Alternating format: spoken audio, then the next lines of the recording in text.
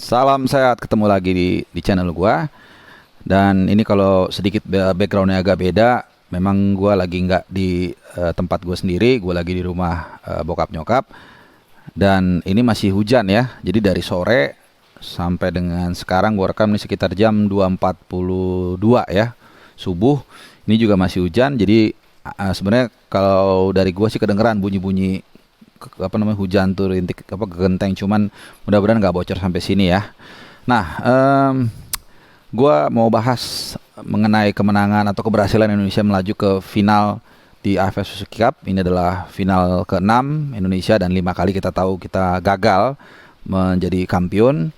Dan ini kesempatan ada dua, sebenarnya bukan satu langkah lagi ya, tapi masih dua langkah lagi karena kita akan menjalani final dua leg. Leg pertama itu tanggal 29 Desember hari Rabu dan tanggal 1 Januari pergantian tahun tepat tanggal 1 hari Sabtu. Jadi Rabu dan Sabtu. Nah, jadi ini agak dadakan sebenarnya. Gua nggak banyak riset, gua nggak banyak cari-cari bahan karena memang kebetulan tadi gue yang bawain ya. Gue siaran lumayan lama juga bahasnya ya, di depan 1 jam lebih di RCTI Plus. Dan gue juga sebelumnya sudah bikin video review, jadi ya gue langsung aja lah, selonong boy aja gue akan bahas. Oke. Ya, yang pertama jelas kita senang tapi juga deg-degan ya. Gue yakin bukan hanya gue tapi juga banyak penonton Indonesia yang dibikin sport jantung ya. Jadi statusnya nih di mana-mana sama, ini bikin deg-degan bla bla bla bla bla bla gitu ya. Jadi kita mengawali pertandingan sebenarnya cukup bagus ya. Ezra Walian berhasil membawa Indonesia langsung unggul 1-0 di menit yang masih sangat muda ya, menit ke-11. Dan ini lagi-lagi kita harus memberikan apresiasi kepada Witan Sulaiman, pemain salah satu dari mungkin 4 atau 5 pemain yang gua sangat kagumi di tim nasional, yang memang tempaan di Lecia Gedang sini memang benar-benar ada dampaknya ya. Bagaimana dia lebih tahu lebih tahu dan cepat dalam mengambil keputusan, lebih tahu cepat dan tepat mengambil keputusan. Ya, ketika dia sebenarnya dari Witan ini kan awalnya serangannya dia bekerja keras merebut bola dan kemudian dia berikan umpan kipas ke Ezra Walian. Lawan Malaysia juga sama nih, ada satu kesempatan dia menerobos garis pertahanan, kemudian dia cutting inside dan diberikan kepada Irfan Jaya. Nah, cuman pemain ini hebatnya apa? Ketika memang dia ada peluang syuting, dia lakukan itu. Contohnya ketika gol di pertandingan sebelumnya, di mana saat itu Anas Nawi yang melakukan solo run di kanan, kemudian kerjasama 1-2 dan diselesaikan oleh Witan juga ya. Jadi ini pemain yang tahu mengambil keputusan ya. Jadi sekali lagi dampak dari para pemain yang kuliah di luar negeri ini memang cukup positif ya. Asnawi juga kita tahu jebolan dari bukan jebolan tapi main di Greeners ya, di Korea Selatan 2 ya. Jadi luar biasa. Nah, cuman setelah gol tersebut sebenarnya kita diuntungkan dengan adanya kartu merah Safwan Baharudin. Nah, gue yang bingung adalah kenapa dia protes? Karena jelas itu adalah kartu kuning kedua yang memang kejadian dari Irfan Wasid. Sebenarnya bukan tacklingnya itu yang membuat dia dapat kartu kuning kedua, tapi adalah protes verbalnya yang kita nggak tahu, karena kita nggak bisa dengar di TV apa yang diomongin sama Safwan Baharudin. Nah, tapi ironisnya setelah kartu merah itu kita malah disamakan kedudukan oleh Song Yong ya, melalui sebuah scrimmage ya atau kemelut. Nah, ini satu catatan yang sempat gue singgung juga di video sebelumnya. Dalam beberapa kali skema tekanan di area kotak penalti kita, para pemain ini nampaknya panik ya. Nggak tahu mesti jagain siapa. Kemudian juga ada kalanya dalam beberapa kesempatan pemain yang seharusnya jaga pemain tertentu ini dilepas. Ya adalah, gue udah pernah jelasin. Jadi kelihatannya compact defense-nya masih kurang, sehingga akhirnya kita malah justru kebobolan. Nah, masuk babak kedua, kita tentu punya kesempatan ya main dengan lebih satu pemain. Nah, yang gua nggak yang gue bingung adalah kemudian kita malah ketinggalan ya dengan Sahdan Sulaiman melalui tendangan bebas. Nah, ini yang gue bingung. Saat itu kita kan lebih dominan ya dengan 10 pemain dengan 11 pemain. Kemudian ada pelanggaran yang sebenarnya tidak perlu dilakukan oleh Dewangga, dan itu dimanfaatkan menjadi sebuah gol. Dan kita harus akui gol dari Shahdan Sulaiman ini sangat luar biasa. Ya, ujung sekali atas, jadi kiper manapun itu dalam posisi seperti itu nggak akan bisa menjangkau ya. Dan kalau lihat proses golnya itu benar-benar, itu kan ada Elkan Bagot kan yang tinggi gitu ya. Jadi misalnya gini lah gitu ya. Jadi dia hajar tuh daerah yang emang agak pendek orang-orangnya. Dan itu luar biasa ya, pojok banget. Nah, dalam mengatur pagar ini pun menurut gua harusnya yang paling tinggi itu ada yang di pojok. Ini memang sepele ya, tapi ini sangat penting karena ujung itu yang harus dihindari, jangan sampai dihajar. Karena kalaupun dia mengambil yang agak ke tengah, ini lebih mudah diantisipasi. Ya, jadi hal kecil yang mesti diperhatikan Sintayong nanti di partai puncak. Kenapa Elkan Bagot bukan di sisi yang paling di tiang jauh? Nah ini ya. Terus kemudian beruntung ya ada seorang Pratama Arhan yang akhirnya bisa menyamakan kedudukan. Dan apa namanya, kita juga kemudian diuntungkan dengan satu pemain lagi keluar ya, pemain belakang itu siapa, Irfan Fandi kalau nggak salah ya. Ya betul ya, jadi Safwan Baharudin dan Irfan Fandi juga sebenarnya dari menit ke-67 dia udah nggak ada gitu. Jadi kita 2-2 nih babak babak kedua, dan sempat dibikin sport jantung ini adalah ketika ada tendangan penalti yang beruntung sekali Nadeo akhirnya bisa. Ini benar-benar luar biasa ya sebenarnya. Inilah kiper ya, tetap yang diingat adalah mungkin Egy atau Ezra Walian atau Pratama Arhan yang mencetak gol, tapi penyelamatan yang dilakukan oleh Nadeo Argawinata ini setara tiket ke final sebenarnya. Karena itulah kita punya kesempatan untuk rebound ya 30 menit extra time dengan keadaan 9 pemain. Dan gue pikir saat itu gue juga bilang, ini sebenarnya intinya kalau kita nggak fatal-fatal banget, kita akan bisa menang. Karena bayangin lawan sudah capek, 9 orang, ya kan, apalagi gitu loh. Nah oke, dan akhirnya kita bisa memanfaatkan itu. Dan masuknya Egy ini juga memang luar biasa ya, memberikan dampak yang sangat positif banget.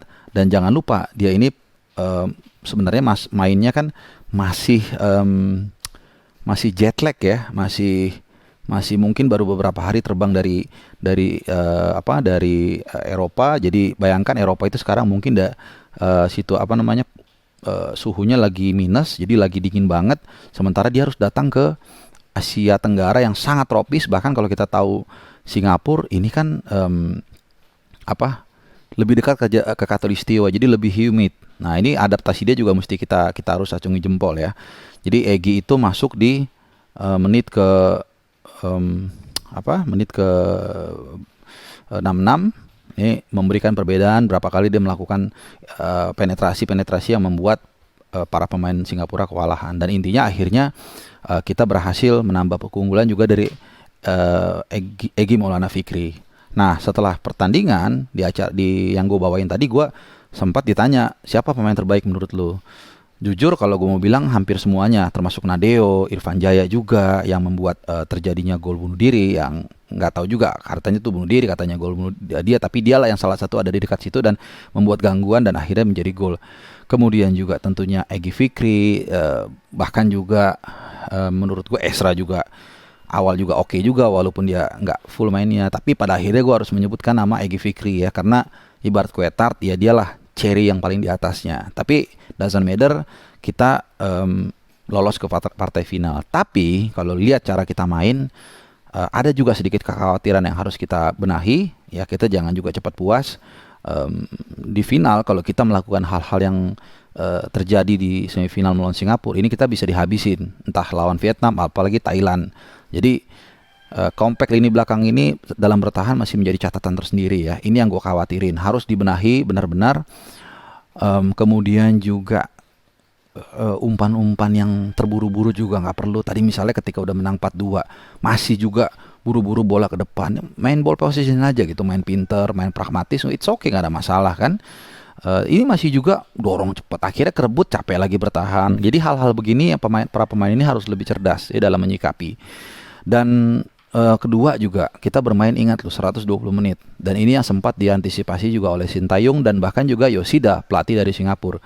Mereka berharap pertandingan ini selesai 90 menit karena mereka akan dalam waktu kurang dari 4 hari lah, let's say 4 hari, mereka akan berhadapan dengan Thailand atau Vietnam dalam kondisi yang lebih letih.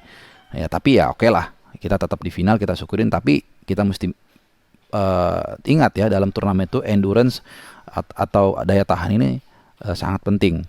Ya itu. Kemudian juga finishing juga bisa menjadi catatan tersendiri. Ezra ini ya bukan nyalain Ezra sih, cuman kelihatannya memang kita belum bisa mendapatkan formula yang paling pas ya untuk terkait dengan soal jebol menjebol. Ini juga tantangan. Ya yang jelas benar-benar mendegangkan pertandingannya, cuman masih banyak PR yang harus dibenahi. Kemudian juga satu lagi kekhawatiran gue adalah soal Rahmat Irianto. Ini pemain yang sangat penting, sangat vital di lini tengah. Cuman kemarin dia main cukup lama ya, kalau nggak salah 90 menit lebih. Ya 90 menit lebih ya, jadi sampai extra time dan akhirnya cedera. Gua nggak tahu. Ini cukup challenging ya, karena dari catatan gua ini pemain yang sangat jarang bermain 90 menit ya, hanya satu kalau nggak salah, antara lawan Laos kalau nggak salah. Pokoknya saat dia cetak 2 gol itu dia main 90 menit. Sisanya tuh ada yang 40, ada yang satu babak, 2 kali, ada yang 60 menitan, ada yang 70 menitan gitu. Jadi memang ada endurance dia yang menjadi isu di sini. Apalagi dia kemarin ya main 90 menit lebih sedikit ya. Jadi gue berharap di partai final nanti melawan Thailand atau melawan Vietnam dia dalam kondisi fit, karena penting banget posisi dia berduet dengan Ricky Kambuaya di tengah. Kemudian juga ya Elkan Bagot tadi juga so-so lah mainnya, cuman lumayan, gak ada masalah. Sintayong menurut gue sejauh ini sudah menerapkan strategi dan taktik memang sesuai dengan kapasitas pemain, sudah maksimal menurut gue, dan terbukti kita sudah sampai di final ya. Kalau di final 2 leg ya who knows, kita nggak tahu, tinggal berserah. Mudah-mudahan puasa gelar 30 tahun bisa berakhir dengan gelar juara dan menjadi kado terindah buat kita di era pandemik ini, yang kita tahu kemenangan, hiburan dalam sepak bola mungkin akan menjadi imun ya. Yaitu kita berharap. Gua rasa itu aja, nggak ada catatan lain ya. Mungkin kita bersyukur juga karena Pratama Arhan tidak terkena kartu kuning, karena kemarin satu-satunya pemain yang mengantongi kartu kuning dari pertandingan sebelumnya adalah Pratama Arhan ya. Jadi dia tidak terkena kartu kuning. Kemarin tuh cuman Farudin Arianto yang terkena kartu kuning. Jadi ini ada sedikit perubahan juga. Kita bermain agak sedikit lebih nggak kasar ketimbang laga-laga sebelumnya, karena memang sudah di warning oleh Sintayong, dan kita lihat hanya 1 kartu kuning yang didapatkan oleh Farudin Arianto. Dan dalam beberapa kesempatan gue juga memuji Sintayong karena dia nampaknya, gue nggak tahu apa yang dilakukan, membuat para pemain ini tidak terlalu emosional ya, sehingga kita lihat lawan Malaysia kita tenang, walaupun kita tahu biasanya kita panas. Lawan Singapura kita lihat lawan malah yang melakukan protes berlebihan atau pelanggaran kasar, dan akhirnya malah mereka yang terkena kartu merah 2 pemain. Sementara kita ya ada kadang dirugikan, ada kadang diuntungkan. It's normal dalam sepak bola ya. Apalagi ini balance menurut gua. Ya ada kita Rahmat Irianto juga kita harus akui sebenarnya dia melakukan pelanggaran, tapi di kesempatan lain juga kita ada yang dirugikan ya. Memang mungkin kualitas wasitnya nggak oke, ya udahlah gitu. Jadi memang bukan karena ada sengaja ingin menjatuhkan atau menaikkan salah satu pihak. Jadi untuk wasit sih catatan gue itu aja. Kalau soal VAR sih mungkin nggak bisa di tengah turnamen ya. Jadi memang ini udah jalan ya, kita terima apa adanya. Toh kita juga sudah di final, sudah berhasil. Berarti memang kita layak dan memang kita pantas ya. Ya gue rasa itu aja catatan dari gua untuk pertandingan semifinal melawan Singapura leg kedua. Nanti melawan siapapun lawannya, kalau disuruh milih, mereka nanya sebenarnya siapa yang menurut lo. Jujur kalau gue disuruh milih, gue lebih milih Vietnam ya. Kita tahu bagaimana kuatnya Thailand, cuman buat gua dan mungkin lu juga mikir gini, udahlah mau lawannya siapa aja juga kita nggak bisa milih, let's do it, bring it on and let's defeat it ya. Oke. Itu aja video gue dari kali ini terkait dengan keberhasilan kita menembus final AFF Suzuki Cup. Kita jumpa lagi di video gue lain. Salam sehat dan selalu stay healthy dan keep happy ya. Salam sehat, ciao.